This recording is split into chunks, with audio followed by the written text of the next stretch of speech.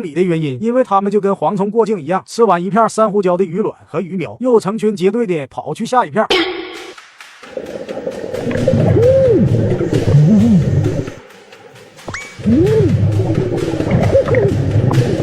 小美说，打这种鱼一定要从背后靠近，一旦被打中，也不会被它们毒刺攻击。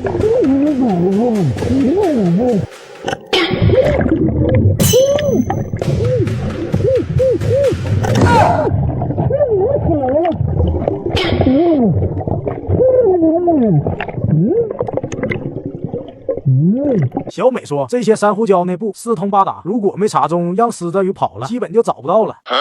但没关系，受伤的狮子鱼也活不久了，跑了就跑了。